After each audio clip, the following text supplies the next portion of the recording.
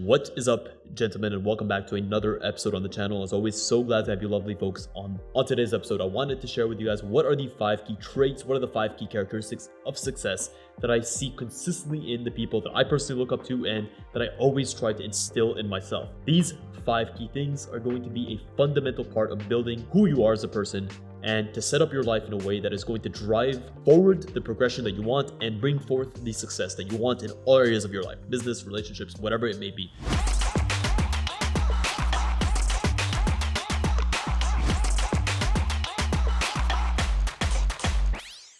So number 1 is going to be the habit of setting clear goals. And this is something that when I think back, I think of my father. I think of someone who always told me that if you don't know where you're trying to head to, you'll never know how to get there. It's always important, he said, to have a vision for your life and what you wish to achieve. And what he was saying is to essentially set clear goals. How can you go ahead and to do the things that you wish to do if you don't know what your goals are? What is the desired outcome that you're trying to achieve? This is the most important part of setting any habit that you wish to have, is to set a goal. And how you do this is to have what I consider to be the smart way of doing this. So first is going to be specific. Second, make your goal measurable. Third is going to make it achievable. Fourth is going to be to make sure that it is relevant. And last, which is T, is going to make sure that it is time bound. So let's look at being specific with your goals. If your goal is to start a business, right? Your goal should be, I wish to set up my fashion design business, and within the first year, I aim to have 5 clients on a monthly basis, and I aim to make $100,000 in this year. But then how are you going to measure it? Well, I aim to be able to consider this goal a success by accruing this many customers and having this monthly revenue consistently throughout these months. This is how you are offering some way to measure that goal and to use that as a parameter of success. Then, is it actually achievable? Sure. You may tell yourself that you want to make $1 billion by the age of 30, but if you're not setting yourself up in a way to actually make that happen, then this is not an achievable goal. You're being crazy and you're just setting yourself up for failure. And I actually see this more often than not. I see more people talking about extremely lofty goals and setting up these insanely high standards. And then if they fall short, they just say, oh, well, it was such a lofty goal, I never expected to achieve it anyway. Then you have R, which is going to be make it relevant. Is your goal actually relevant towards what the grander scheme of your life is going to be? If you aim to achieve financial success, spiritual success, well, you're not going to do that by trying to set up a cupcake business, right? A cupcake business may be a passion of yours, but it's not going to make you rich. So it should be relevant that you set up your goals in a way that makes sense for your larger mission. And then make sure that they are time bound. I hate this. I hate when I see this from people, and I hate to use the word hate, but it's the most annoying thing to see people say, I want to do this and I want to do that. And then you ask them when. They look at you like, what do you mean when? When are you going to do this? Is it today? Is it tomorrow? Is it in 2 years? When you have no measure of time for when you plan on achieving certain things, they never happen.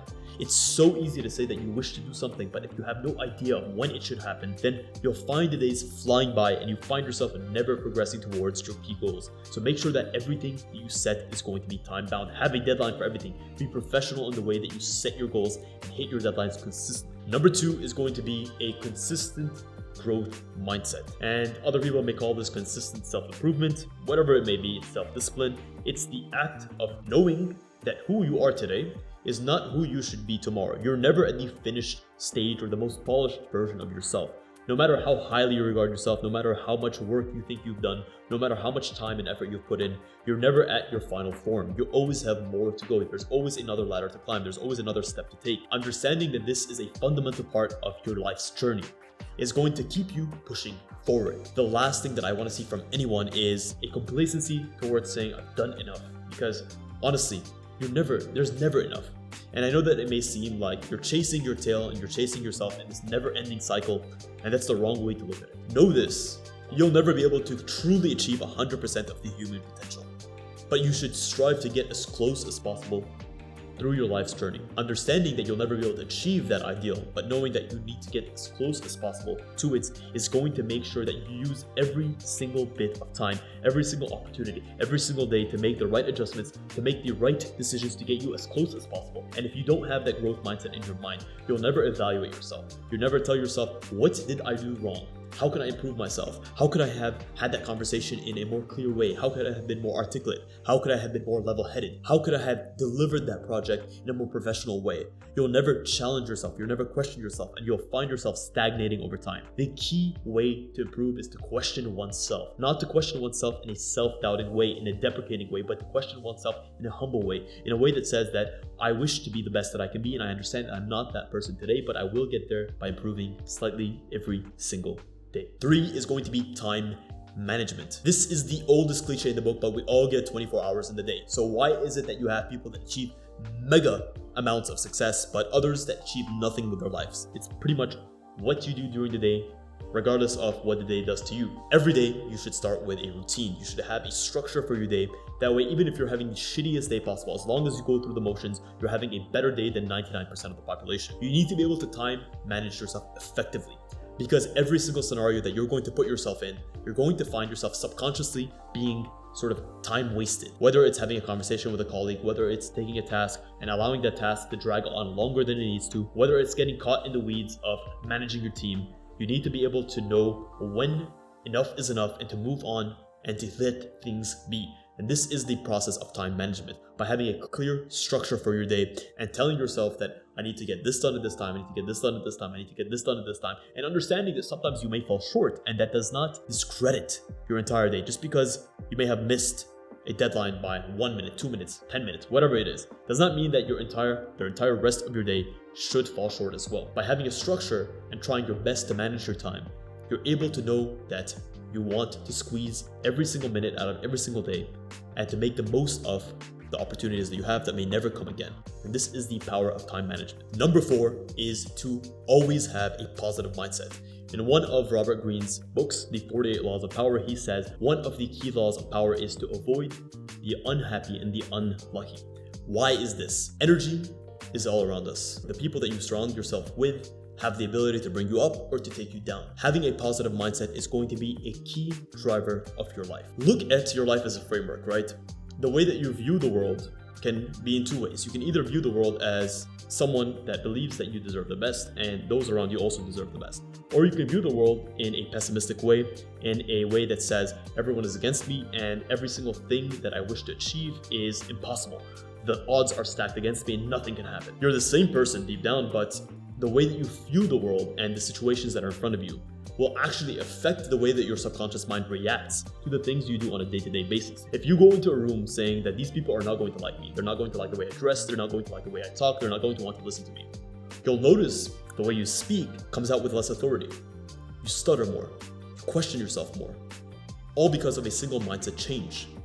But if you go into a room saying, I'm going to give the best version of myself, I know that the best possible outcome is going to come of this, whether it's positive or it's negative, it's going to be the best for me. I'm going to learn from it if I fail, and I'm going to be better off if I succeed. Understanding that your optimism is going to be your only benefit or your only driver in life, and you should be the most optimistic you can towards things that you wish to happen, regardless of the outcome, regardless if it works or it doesn't work. At least you did everything you needed to do, and you wished for the best, and if you didn't get the best, well, at least you learned. That's what a positive mindset has. It changes everything you are. It changes who you are, who you speak, how you act, how you move, and how you push. There's even a spiritual and a psychological sense that says that your energy and the vibrations that you have within you can actually make you stronger. If you think of positive things, things that you love, the people that you love, as you're pushing through a workout, you can actually become stronger because of it. That's the power of positive thoughts and positive mindset. And I know that it sounds super woo and it sounds super spiritual, but don't knock it until you've tried it.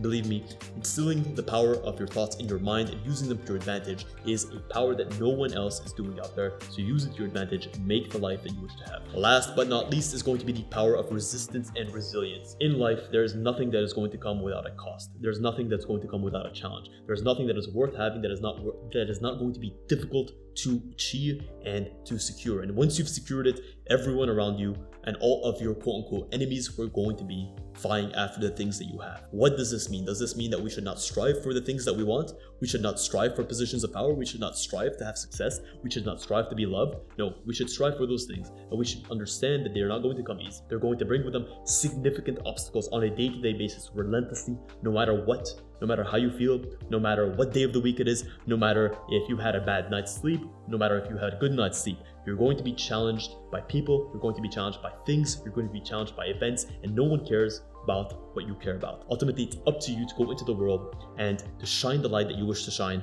and to be resilient in the face of adversity, and to overcome, and to be courageous in the face of your own fear, because fear is going to arise regardless of if you believe you're fearful or not. Fear is a natural part of any human reaction to a situation, but it's not the fear that should stop you, it's the courage and the potential on the other side that should motivate you to keep pushing through. Because adversity and resilience go hand in hand. You're going to face adversity, but you must come at it with a sense of resilience and power and strength. I want to add that when it comes to your resilient attitude, nothing in life is going to be a straight line. The things that you want, other people want as well. And you may notice that you may have one success, two successes, then you may have completely out of nowhere a blunder. It's in those moments when you've come so far and you have built such a momentum that a complete catastrophe can completely demolish you. But it's specifically in that moment that you have to pick yourself up and tell yourself that I've done it before, I can do it again. It's much easier to be at the bottom of the hill looking up than to be at the top of the hill and then tumbling down, because you understand how much work it took to get there. The last thing you want to do is to do all that work again, but that's exactly what you must do. You must be willing to put in the work regardless of the outcome, regardless of what may or may not happen. You must put in the work because you're a resilient person. You believe that in the end of the day, and wherever the chips may fall, that you're going to get what is owed to you, and you're going to get what you deserve out of life. Well guys, that is it. That is a wrap on this episode. I wanted to share these 5 key mindset hacks, or these 5 key mindset traits that I believe have brought me a ton of happiness, a ton of quote-unquote success in my life in all areas. And of course, I'm always working on myself. I'm not perfect. I have my own doubts, I have my own insecurities, but I always review who I am at the end of the day, and I try to get a little bit better. And sometimes I fall short, but I don't beat myself up because of this. I always aim to just keep the needle moving forward, and so should you. If you guys enjoyed this episode, please consider smashing a massive thumbs up, potentially even subscribing to this channel. I know you guys will love the content that I have in the future. And until next time, we'll speak soon.